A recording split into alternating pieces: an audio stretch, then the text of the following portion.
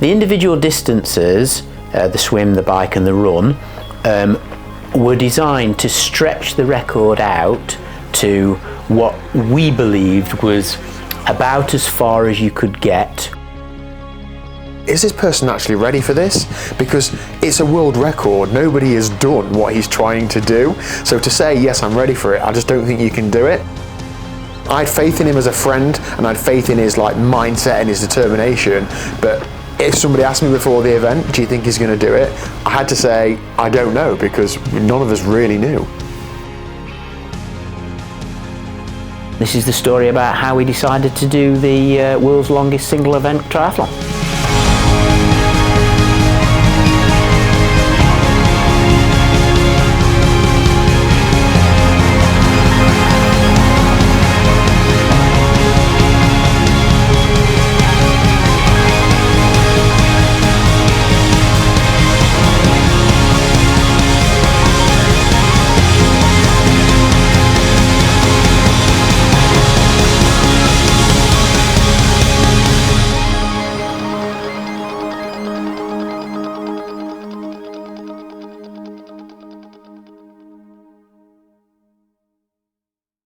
So my name's James Simpson. I'm a mate of Triathlon Dan, and I've appeared on the channel a few times when we've done other events like double and triple Ironmen and Deckers and things like that.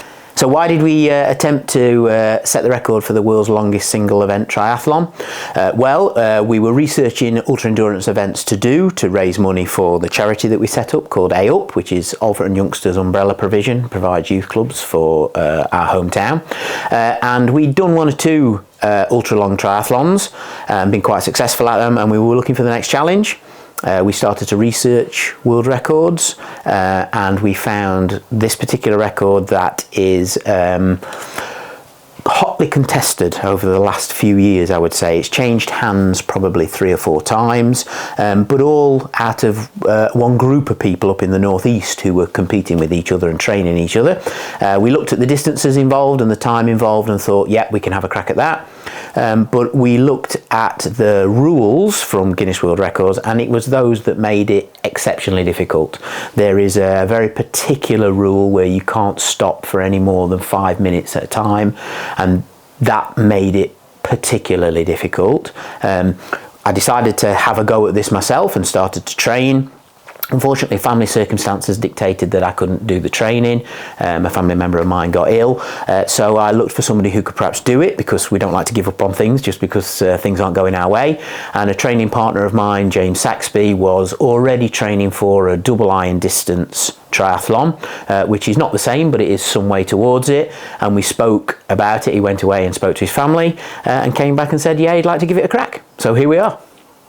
Hiya, my name's James Saxby, and about 7 months ago I got a call from my friend James Simpson with some sad news, but offering me the opportunity to take his place attempting the world record for the longest continuous triathlon for charity.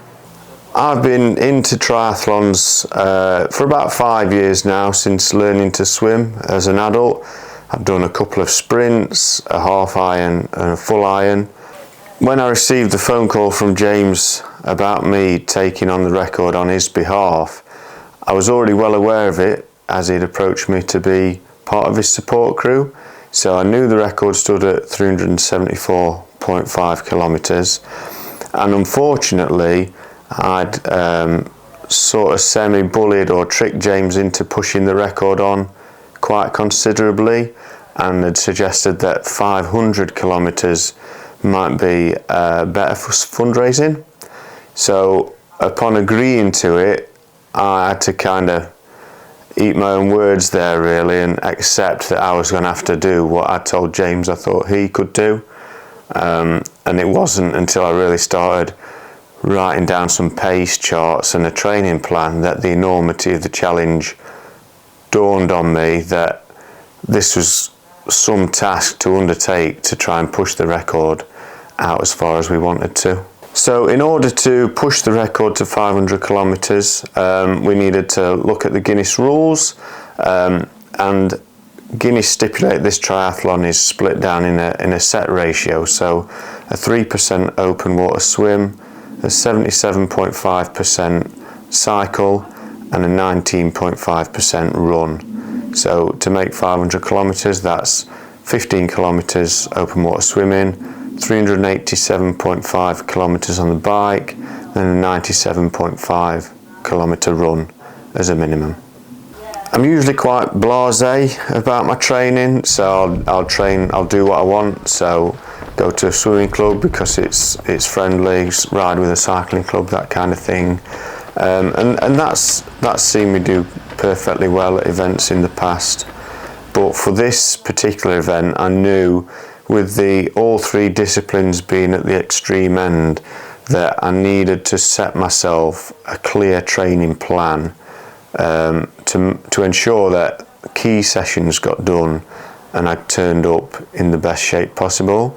How I did that, I literally just got a calendar on Excel, put all the dates I couldn't do any training in, such as my wife Emily's shifts, and then reversed engineered it from the longer stuff at the end back down to the sort of level I was currently at, and just built on it from there. With an event such as this, the training is all a compromise, so you can never do enough as much as you think you want to do on any particular discipline. But I was keen to make sure that all three disciplines got done each week, and I also highlighted some really key sessions in each discipline to be done on the build-up. So for the swim, it was a 4-hour open water swim. For the cycle, I did a 200-mile bike ride, and then for the run, I'd done a 50-mile run.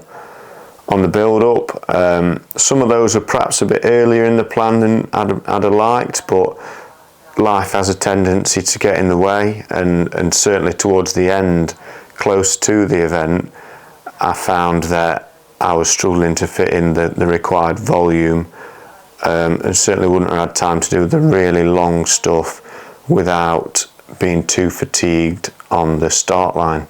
So what happened is the key sessions, I would go and look at perhaps the last half of it or something like that. He ran 50 kilometres a few weeks out, and I went and supported him on the bike for the last perhaps marathon of it or something like that, or maybe less, maybe the last half marathon of it.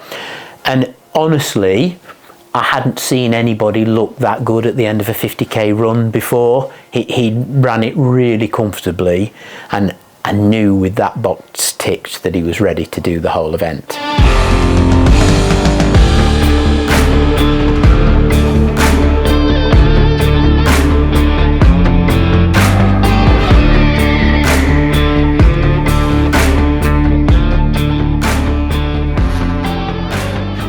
James, it's felt like this day's been such a long time coming, and all of a sudden it's come around really fast. We're here, we've got 15 minutes before the start. How are you feeling? Yeah, I'm feeling good. Looking forward to it. Yeah. I know it's going to be a long 2 days, really hard, but a lot of people put a lot of effort in, and I'm looking forward to getting started. What's the bit you're most looking forward to? Finishing. Okay. Just all of it, to be honest. Every bit's going to be difficult in its own different ways. But yeah, I'm just looking forward to all the people that come and see, all the supporters that have already messaged me. I'm just looking forward to it. How are you breaking down like the mammoth task ahead of you in your head? Are you thinking about just a swim now, or are you thinking just about the whole swim? Yeah, swim. Towards the end of the swim, I'll start flapping about T1, and then that'll all be forgotten about while you bike and then run. So just each stage at a time, really. Good stuff. Well, we all can't wait to be a part of it. So have a great day, a couple of days out there, and good luck. Thank you. Cheers. My name's Daniel. I know both Jameses very well. I do a lot of training with them. We've done lots of similar challenges in the past together. But for this specific challenge, what I'm trying to bring to the table is to create a story which is going to enable us to gain some partners and sponsors that are going to help us with fundraising for the charity, but also get James around this event to get him to the finish line. James is quite laid back about technology, about equipment. He's not an ultra nerd in terms of trying to save water what's on the bike or finding the most buoyant wetsuit. He uses what he uses. He doesn't get stressed about the detail. And that's a great attitude to have, but I did think that we were leaving some optimizations on the table. I'm by no means an expert, but I'm more of an enthusiast than James is. So I set about trying to combine all of those things. So I wanted to try and get some partners on board who are going to give us some money, give us some equipment to enable us to meet our goals for the charity, to also give us some things that are going to genuinely help him, whether it's to get him to the start line, whether it's to save him energy on the bike or the run or whatever it was. And that was a big challenge. I pitched about 30 companies, which took a huge amount of time, and we were successful in getting 7 or 8 over the line. And those brands that came on board were such a big help. I had to be careful about how I positioned it to James, of course, because he's not, if I said to him, use these wheels, they're super fast, he's not going to be blown away by it. He won't say, oh yes, fine, put them on, I'll use them, love it, can't wait. Similarly with a wetsuit or whatever else I was trying to give him. So I had to position it at, this company is giving some money to the charity, James, so you got to use this stuff. And then he's like, yeah, fine, stick it on. And that's the only way I could really get him to buy into it. Now, when he got further into the training and he was using things, he was then more on board with, oh, this actually makes a difference. So I had a few key areas that I wanted to work on. Those were obviously the swim bike and less so the run. It started with HUUB. HUUB are a company local to us, a big brand in the triathlon world. I already work with HUUB. I know the team there very well. One phone call, Dean from HUUB was all over it, wanted to support a charitable endeavour in Derbyshire. He gave us all the kit we could have imagined. We had a wetsuit that is like pre-release development, extra buoyant. It's going to be coming out with some new tech in the future. We had a bigger swim cap made. We had some photochromic goggles. All these little things all add up into making this big challenge more achievable, and James really appreciated it. The bike was the biggest area where I thought we could really set ourselves up for success. We'd already identified that we were going to use Darley Moor, a closed circuit close to us, for the majority of the cycle. That was good for safety, but also, in my mind, better for speed. We had identified riders for James to ride with, so he was faster, but there was a lot to be done on bike and equipment. We'd already sourced some fast cycling kit from HUUB. We had then a road bike from Reap, so James rides a 10-year-old bike because, well, that's fine, and it is fine normally, but when you're trying to save a few watts, they all add up. So we had the Reap Vector, super fast road bike, really big clearance for, you know, big comfy tyres, fast cockpit, all of that, absolutely brilliant. And he got on it and he was like, wow, is this what modern bikes are like? We also optimized other areas such as the drivetrain with NRG Chains for a wax chain. Easy Gains came on board. We had a chainring cover, a disc wheel cover, and those are all things that I genuinely would not have been able to get James to use if it wasn't for them helping us out with the charity. But as a result of that, we were hoping that, and we saw this in testing, that this was really going to help James save 10, 20, 30 watts. And it's hard to speak his language and get him to understand that, but I knew that was either going to see him save for many minutes over the bike, like maybe even an hour or so in total, or he's going to save 10, 20 watts. And he doesn't even really look at a power meter, but I understand the science behind that. I knew it was going to be a benefit, so I was so driven to get him all of those things. Yeah, 1 minute. 5, 4, 3, 2, 1.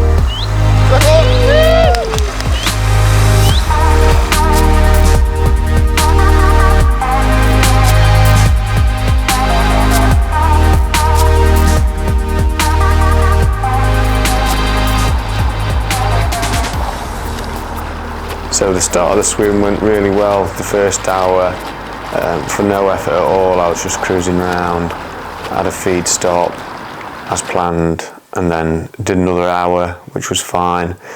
But then towards the end of that hour, the second hour, I started to get just touches of cramp in my legs, and also some stomach cramps as well, which were mildly uncomfortable. But as the swim went on, they became almost intolerable.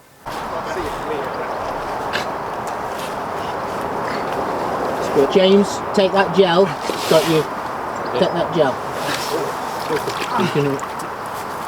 We need to get him going. The thoughts were crossing my mind that I was going to fall at the first hurdle here. There's starting to be a lot of people turn up that I could see on the bank, and I knew I was in a bit of trouble at this point.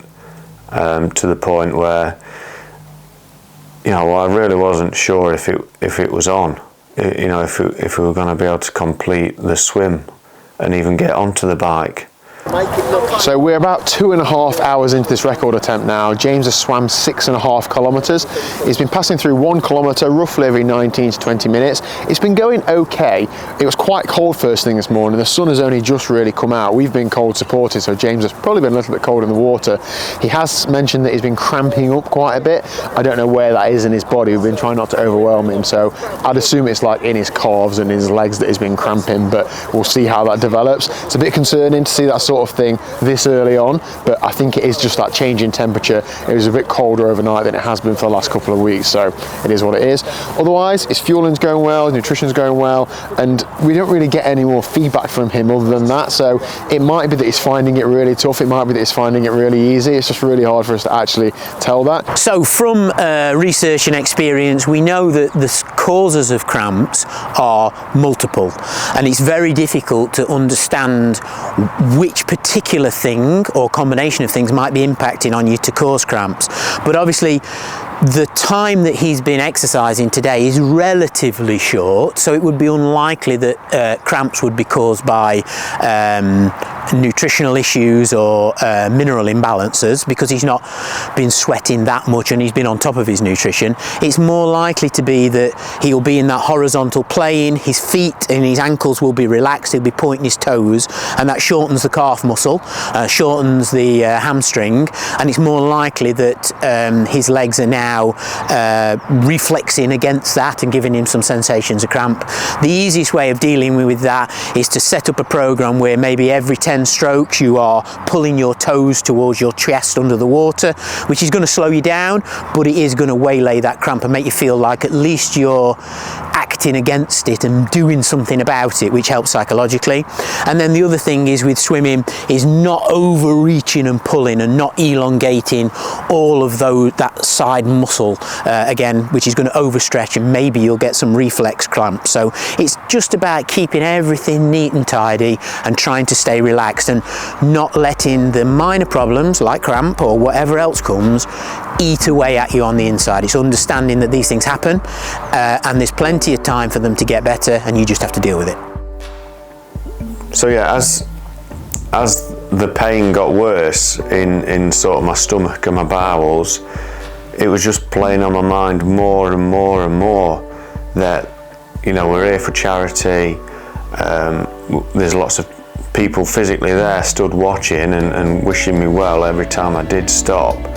But there was a serious doubt in my mind, the likelihood of finishing, and actually all I really wanted to do was stop and use the toilet. But obviously that's not an option, and you know, having to wait 4 or 5 hours for the opportunity the time was just going so slowly. I mean, normally these sorts of things I would break it down, so you know, get to a quarter, get to halfway, and then start thinking, yeah, you know, we're on the second half. But yeah, I was in quite a lot of discomfort, and then I have got long-standing shoulder issues as well. So towards the end of the swim, as I expected, my shoulders were really fatiguing, and I can only imagine that my stroke really fell apart because the bottom end was uncomfortable, the top end was uncomfortable, the sun had come out, so sighting was becoming difficult, and I was just willing time on so I could get out and get on the bike.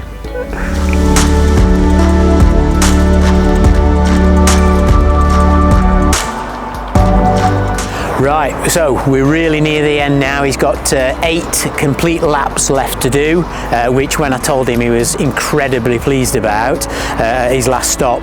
And to be fair, his last stop he was suffering a little bit with cramps, going from the horizontal to the vertical, started him off with calf cramps, but he stretched him out, and I think James knows now that he can put up with whatever he needs to put up with during this difficult period. And once you get out of the lake, that's never got to be done ever again, and there's a relief in that, and I think getting on the bike will reinvigorate him. He's got about an hour to get ride over to the racetrack, and then we've got better facilities there where he can stop and have drinks or go to the toilet or whatever, and that'll be a comfort to him. And he's just at that stage now where it's getting tough, isn't it? But I mean, that's what he trained for. He can handle it, and I have as much confidence as I did when it started. He'll be absolutely fine. So I'm here with Emily, who is James's wife. Now, Emily, this looks great. James doing this massive event, and he's going to look amazing. Yep. But getting to today takes more than just James, doesn't it? Just give us an overview about what have the last few months looked like. How did James pitch this idea to you and get approval to do it?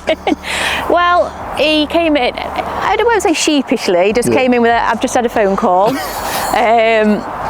So there's a lot of, discussion about it, and that, James has asked me to do it. A lot of pros and cons and as to what was what, but ultimately the pros outweighed the cons. A big factor was that Finlay obviously takes part in the HUUB things as well. So your son who actually goes to the UK, Yeah, so no, he's... Yeah, here we are. I mean, he was doing quite a lot of training anyway, wasn't he, at the point that he took this on? But what has his life changed since then? Like, I know he's been doing quite a lot more open water swimming. Yeah. What have you had to adapt in home life to enable him to do the required amount of training? There's obviously been a lot. I'd say probably something most days. Just think, it's nothing's really sort of taken a back seat. It's just had to be adapted a little bit, and sort of any days out has been after he's done his long run in the morning.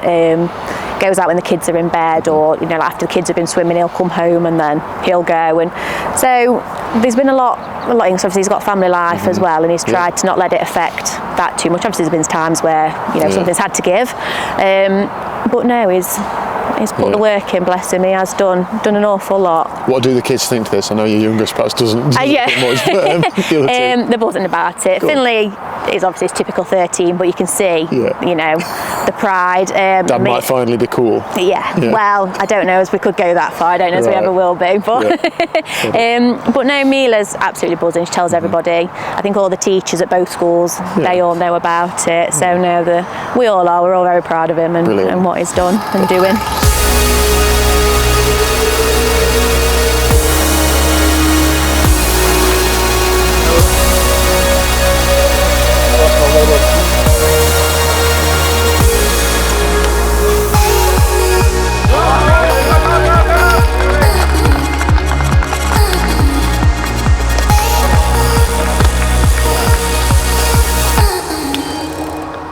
A 242-mile bike ride is never to be sniffed at, but I think the truth is that the cycling aspect of this was James's strong suit.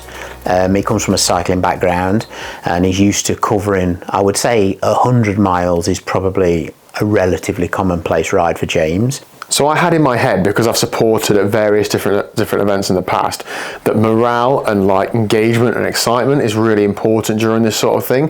Where James is going to be riding for 12, 14, potentially 16 hours, I wanted to do what I could to keep his morale high. I wanted to keep bringing new people onto circuit to ride a few laps with him, to talk at him, to not necessarily engage a conversation with him, but just to try and keep it interesting and keep him alert.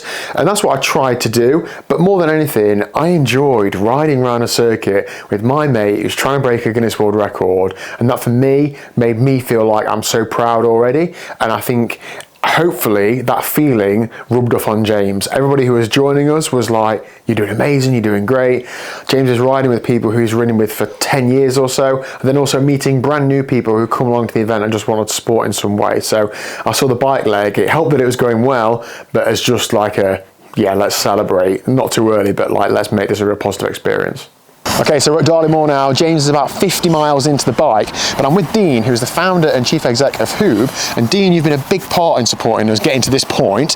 Now, you support many pro athletes. We've seen last week Tom Bishop breaking the British Ironman record. Absolutely incredible. Legend. Annie Howard breaking the overall Ironman distance record. But then you're involved in some average guy from Alphaton wanting to break a world record. Why are you interested in this sort of thing? I think you should be shot for that, for saying average. Okay. I mean, anyone average is going to be out here today doing what he's trying to do. Fair enough. Well, we've done challenges in the past, and we supported Ross Edgley when he did the swim around Britain. and your equipment is going through environments and testing that no one really does. If you think, even someone new to the sport of Ironman is going to be, hour and 45, 2 hours to the swim. No one's going to be swimming for that long, so it's a fantastic test bed. It also allows us to test some new materials, which you've seen in the top secret wetsuit, and a new goggles, photochromatic, even a bigger size swim hat, because we want to release tension on the head when swimming. So it's a test bed that you would never normally plan for, you probably wouldn't go out your way to pay for. So when it comes along and you've got someone as crazy as James who wants to do that and raise a lot of money, which is wonderful, that's also key to be involved with. You've got so many elements there that you can be part of, and then it becomes that complete no-brainer. Awesome. Well, we are so grateful for your involvement. You don't see brands like yourselves doing this. You stand out from the crowd for doing that, so thank you very much. No, thanks for that, and thanks for letting us be part of it. We're super excited. Good stuff. Thanks for coming along. Nice.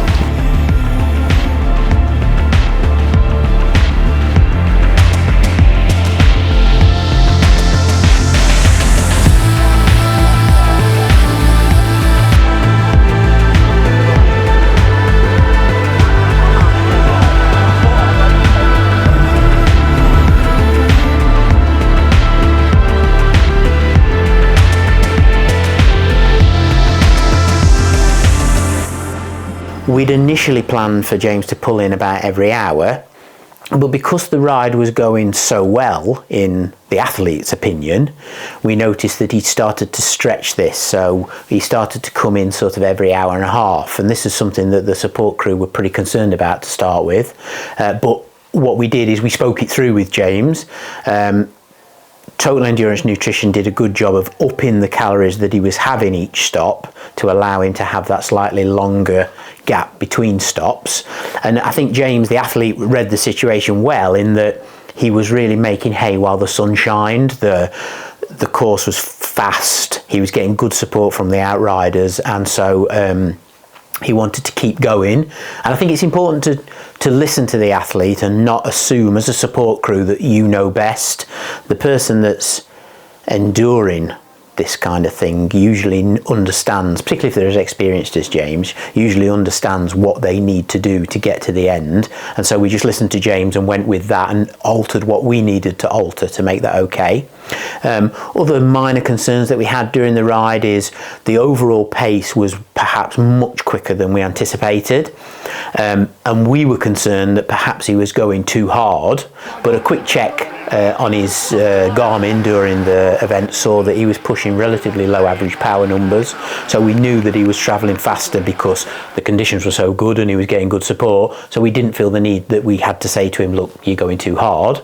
He appeared to be going too hard, but he wasn't. He was just going fast because it was efficient. I think one major advantage to my general comfort on the bike, not only that years of sort of base training leading up to the event, but was the fit I had at UK Bike Fit with Jen. She put me in a more relaxed and endurance position that was looking after my legs for the run as well as getting through the bike leg, and so I was perfectly comfortable on the bike, and I noticed that some of the people around me that joined me for the cycle, which was fantastic, were stretching their backs, stretching their necks due to like holding position for a period of time, and I actually felt fine. So that was a massive boost for myself, that feeling going through that time. That nerves kind of went away for him because it made it look easy and I'm sure it wasn't for him, but just having everybody there for support, and he kind of just whizzed through that. So it is 10 to 10 in the evening, cowboy time. James has got 100 kilometres left on this circuit, and then he's got about a 20-kilometre ride to Cromford, where he's going to be then starting the run. So he's got probably 3 hours of riding left here. I've ridden with him for the past couple of hours, and the group has been riding quite fast, to the point where the support team have actually told us to slow down a couple of times, and we've actually not been the best at positioning James in the bunch. He's sometimes been too far forward, like second second wheel, and that's not really good. He's saving more energy towards the back end. It's just sort of happened by accident, but when you're in a group and you're chatting, you're not really thinking about what you're doing, it just happens. But the support team have been great in pulling us up on that and changing the group around when we move around. In terms of the actual pace, I actually found it quite hard, well, not hard in the group, but definitely not super easy. If I was riding that distance, I wouldn't be able to ride as hard as that they're doing at the minute. But I think that's probably just testament to the training that James has done. He's in really good shape. He's on a fast setup. He's riding efficiently. Like, he's just moving well and riding well and obviously feeling good. And now we're so far into it, he's still feeling good at this point. It just proves that he's obviously riding at a sustainable pace. So we're averaging, like I say, 20 odd miles an hour on the circuit, which is 3 miles an hour faster than we were planning. It really does help us with having more time for the run, but it does cause some concern for, is he riding too hard? James isn't somebody who is glued to a power meter. He looks at it every now and again, but he prefers just to ride on feel and not get too caught up in the numbers, and that's great. But maybe in this sort of thing we should look at those a bit more. But it's all going well so far. The group behind us now, so it's just dropping dark, so this is like the twilight hour. They're just bringing in, putting lights on, the temperature's dropping a bit, so a definite like change in environment. But as you can see, the mood is high, people are in good spirits, the chatting, the music's pumping. Like, James has definitely got all that mental stimulation. If I think about when Lee did the National 24 Hour a couple of years ago, he really struggled in the night when nothing was happening, just riding on his own. That's the exact opposite. If we can keep that going, that is awesome. And when I was riding in the group, it always feels a little bit emotional to see we're just a group of mates. This is just our local cycling club. They've all given up their Saturday afternoons, evenings, nights to come and support James. So it's awesome to see, and I'm sure he's benefiting from it. So I've just come over to the kitchen where Chef Harvey is rustling up something to eat. Hello. Is this for you, Harvey? Is this for James? I think I'll probably pass for now, but we'll see. Yeah. So what is it? What's he eating at the minute? Mashed potato. Mashed potato? Yeah, we're moving on to this now. It's trying to get warm things in now. The weather's kind of, the temperature's dropped a bit, hasn't it? So then hopefully make it tasty, keep morale a bit high. But what's good is we're keeping on like normal real foods for the most part, and there's appetites there, so yeah, no, it's all good. So today, has he had any like sports products? He's had carb mix, hasn't he? Is there anything else sporty or just normal food? Yeah, mostly foods, but I mean the supplements have kind of been that. It's to supplement his kind of fueling so far. It'll probably change as we move on to the run a bit. But yeah, mostly like some form of carb mix. We had a couple of gels in the swim because it was quite practical. Apart from that, not really. No. So going into the night, when are you going to start looking at things like stimulants like caffeine? Is that a factor you think about now, or are you waiting to see if he needs it? Yeah, so we've already had a little bit, and to be honest, there's a little bit of like relying on his feedback at this point because he's not done anything through the night before. And his kind of response to that will be, unknown. So the kind of caffeine situation is something we definitely want to use, but also want to play a bit cautiously and see how he gets on.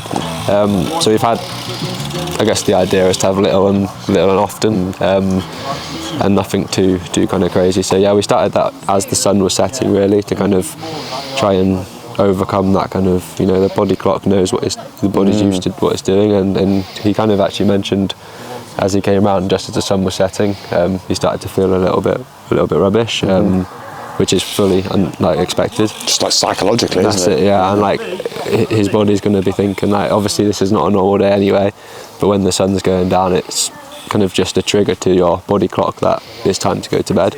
Everything's shutting down, which is why it's good we've got things like music on the go as well, just to keep his mind kind of stimulated, and that's hopefully what we can do with like the caffeine as well. And like I said, we'll have to just judge it as it goes a little bit.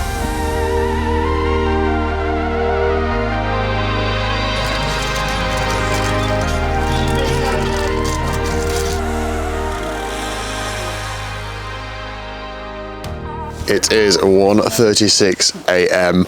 We are in transition 2. We're expecting James to arrive in 10-15 minutes maybe. I'm told he's in good spirits. He finished the bike strong. They said they've got music blasting out on the way here, on speaker on the bike. He's out the saddle, like riding hard up the hills, or riding harder than he is on the flat, and that's so encouraging to see. So we've been here maybe an hour or so just to get set up and have a 20-minute sleep. James is still out there. He has not stopped, so absolutely fair play to him. We've got a number of people behind me who are going to be responsible for helping him through transition and getting him to start the bike. The biggest challenge now, I think, is that it's going to be pitch black and it's still the middle of the night. It's all bad when you're in the middle of the night. You perhaps feel a bit ill, you feel tired, you should be in bed. When the sun comes up, everything gets better, so I'm told. So he's just got to get through to sunrise, and then it's all going to feel so much closer. I think at the minute it feels like the finish line is so far away, but we're only about 3 hours away from the sun rising. So come on, James, he's just got to get ticking away. The run loop's going to be about a 5-mile loop from here. Some of it's down a canal, some of it's up a road, and he's going to do about 10 laps of that before running up to Alfreton. So a long time. In terms of support, that means we're going to see him once an hour, so it's quite a while. Chris and I, we're going to get out on the circuit somewhere, and he's going to have a bike following him with a camera and support and everything else. So we're doing everything we can. He's just going to have to keep putting one foot in front of the other, and hopefully he's got some good running legs, because he's got a long way to go. 97.5 kilometre run after having swam 15 kilometres and cycled 387. What a guy. This one, Tablet ball thing. push it forward. Straight. We'll find out. Well, I'll sort it out. You want to yeah. Yeah.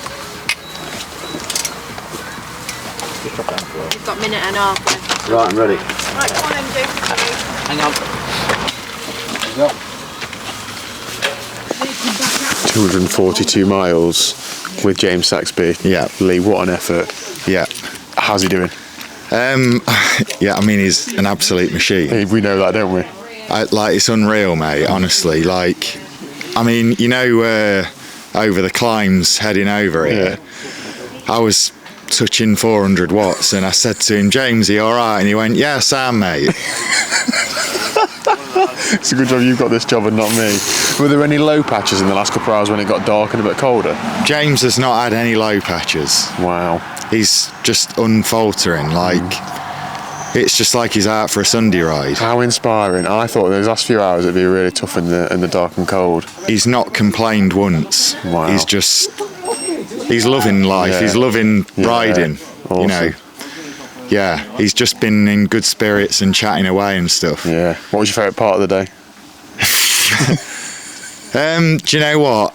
Shout out to Adam Hoare for the boom box on the back of his bike. It was incredible, Gaffer mate. taped on. Yeah, it was really good. And he had some amazing sweets as well. So I think the highlight really is seeing all the different faces, because it makes it like a change. And you know, when you're doing something like this on the same track, it does get a bit boring. So just to see fresh faces, and I've had loads of good conversations with people, and I think that is the highlight, just everyone who's shown up, because it just wouldn't have been the same without everyone who's shown up. Yeah, well done. 242 miles you've ridden. Yeah. Staring at James Saxby's backside. It was quite pleasant, actually. He's got a lovely behind. Yeah, what a thing to be a part of. So well Absolutely, done. Thank you very much. Get yourself to bed. Yeah, I will do, mate. Tired now. Yeah, well done. So we are joining back on longest triathlon world record, day 2. It's about 9 a.m. Camera guy Chris and I had to go and get some sleep because it's quite tiring doing this sort of thing. I was going to say, you two look lovely and refreshed. Yeah. It's exfoliated. But we left you about 2 a.m. Lee and James have come in. James has started his run, and that's all we've seen since. Okay, so right. Got lots of fellas in it. So basically, everything has gone really well. He ran really well. He's covered plenty of ground. He's just completed lap 10 of 14 total laps. Wow. He's at that don't sound right. No. He's just completed lap 10 and he's got 14 laps to go. No, that don't sound right. Yeah. He's done 56 kilometres. Yeah. He's done 56 kilometres of 97. So, yeah, that sounds about right. So he's got marathon. He's got marathon to do, basically. And actually, things have gone really smoothly. He's been consuming the right amount of calories generally. He's been consuming the right amount of fluids generally, and he's maintaining the right pace generally. Some of the issues are that the calories have become much more difficult to consume, and they are beginning to tail off. And I've just had a sleep, and when I've woken up, James has probably had his toughest lap, and he had to stop and have a sleep for 4 minutes. Yeah. So which is unbelievable. We said at the actually. beginning of this thing, we said this is a non-stop, no-sleep thing because we didn't think within 5 minutes you could have a sleep. Yeah, well, you But can if turns you're out- tired enough. Right. You can if you're tired enough. And that was Before. during a lap. And he's got up and he's kind of TU'd, and I've just been down to see him, and he's fine. He's had a cold towel on him. He's had a very, very strong energy drink, and we've started to ramp up his caffeine. Right. Now, obviously, that's, I wouldn't say that he can stomach caffeine, but he hasn't trained to take excessive amounts, so it's a balancing act. We don't want to upset his stomach, but obviously there's a marathon to go, and what we don't want is it to slow down so much that he doesn't get to the end before he has to really sleep. Yeah. So it's about keeping him moving now, but I mean, it would seem reasonable to me to think 6 to 8 hours, between 6 and 8 hours will be finished. Yeah. So he was running one, aren't we? Yeah, he's running, So he's run still walking running, on. Wow. As we know from when we did the Decker, the longer you can run into Yes. these things, regardless of almost any speed, the more impactful it is on you finishing the thing, isn't it? We learnt it, didn't we? Yeah. The moment you start walking, it needs to be because you have to. So I'd planned from the very start that I would try and run as much as possible, with the exception of the 2 steep sections on and off of the canal, because my biggest concern at the outset of this whole event was fatigue and falling asleep. With the 5-minute rule, it doesn't really allow you much time to manage that tiredness. So to keep moving, to keep running rather than walking, that can save hours off of the overall time for the relative discomfort of running rather than walking. So that was the plan from the off. So it was all going pretty much to plan, and I felt good until one point in the run. It must have been, well, it's well over a day into the whole event. I was running along the canal, and then all of a sudden I felt really dizzy, and I stopped, moved to a walk rather than a run, and all in the space of like a couple of seconds just felt nauseous, wobbly. Lee, who was on the mountain bike at the time, noticed straight away and just told me to sort of stop. So we walked for a little bit just to see if I kind of shook it off, but I knew at that point that I was in a bit of trouble, and all I wanted to do was just lie on the towpath and go to sleep. I think normally in an event of this length, it's fairly commonplace to have 20 or 40 minute naps to sort of manage your fatigue. That's obviously not an option. So I walked for a little bit, and then in the distance I could see a picnic bench, and then my whole focus went onto that picnic bench in the distance. It seemed to take an absolute age to get there, but as soon as I was approaching it, I just said to Dean and Leo, who I was with, I said, I'm going to have a 3-minute nap, wake me up. And I put my head on the table, and the next thing I can remember is being woken up at 3 minutes. So I got up and I felt great and set off running again. Whilst I did feel great, I was doing, I looked at my watch and it was like, I've still got a marathon to do.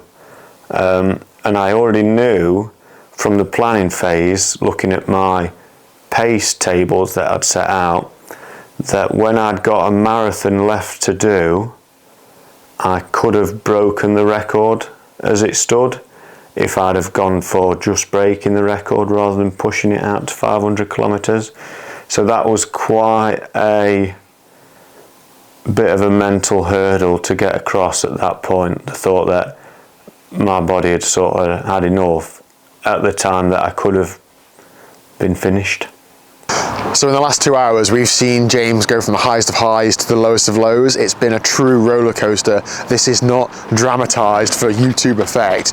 Genuinely, he's been full of spirit 1 minute to then not being able to walk and being dizzy the next. So I've been with him for the last 3 or 4 laps on the run, a 6 kilometer loop. And on the second loop I was with him, he said, I'm walking, I feel dizzy, I feel like I'm going to fall asleep, and he walked for another 2 or 3 minutes. Then he said, I'm going to have a sleep. So he can stop for 5 minutes at a time, so he's got time for a 4-minute nap. That doesn't sound like very long because it isn't. And he didn't stop on a bench, he almost stopped and sat on a rock, what I can describe. It was like head in his hands, and he was fully asleep. We were all stood around just being quiet. 4 minutes 30 ticked by, he was then woken up, he got back up, started walking for a few seconds, and then started running again. He said he felt loads better. So he's just absolutely on the edge of what is possible for a human to do. He's now on maybe 35 hours without sleep. In fact, 35 hours since he started, he would have been up 3 or 4 hours before then. So he's been awake for a long time, and I think this is we're seeing the limits of the human body. Whether it's the body, whether it's the mind, we don't know, but he's pushing through it.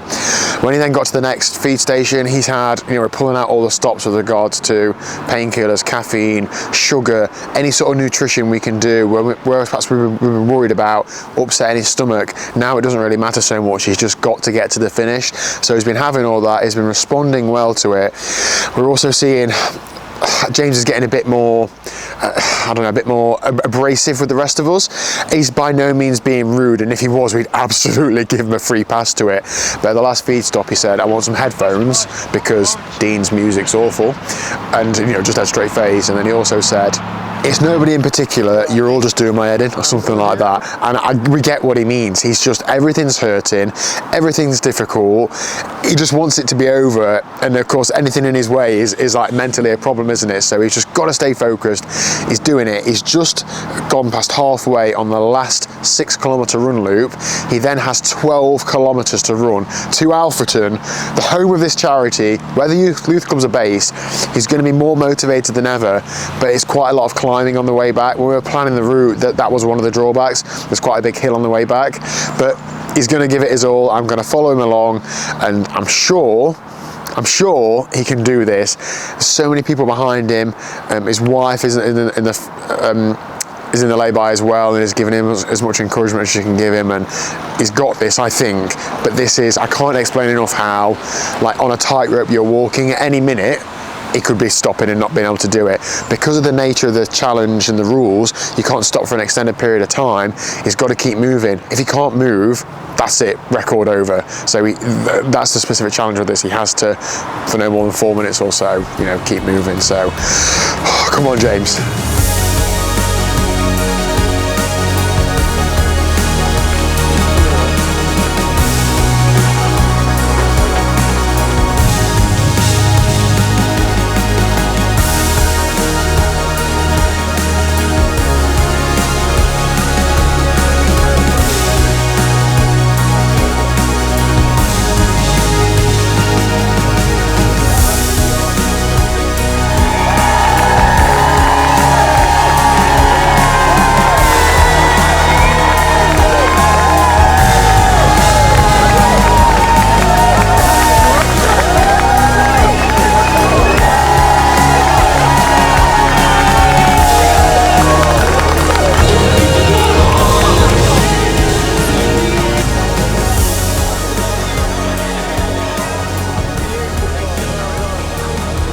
When he crossed that finish line, just the relief, mainly that he'd got through it and that he was fine, and then I can just remember bursting into tears, and I don't know where it came from, and I think it was just relief that he was all right, and the pride mixed in, and just all of it, they were happy tears, they were good tears, but yeah, I think that was just going, right, he's all right, he's done it, and he's all right, and he's done something amazing, but he's all right, and that is what it came down to.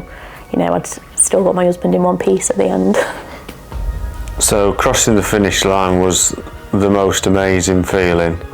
Obviously to have finished it, what we started, and to know that I'd broken the record was amazing, but seeing lots of family and friends and people from Alfreton there, cheering and supporting the event that had been put on was amazing. My kids and my wife came straight over to me and gave me a big hug.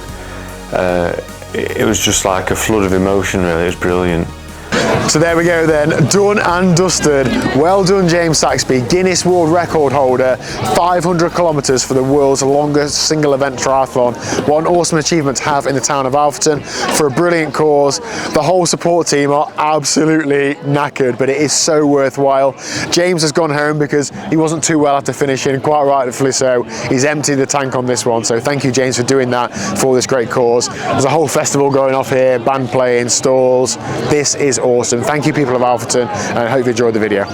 As well as setting the world record for the longest single event triathlon, James has also raised a great deal of money for our local charity HUUB. The difference that makes in a town like Alfreton is astronomical.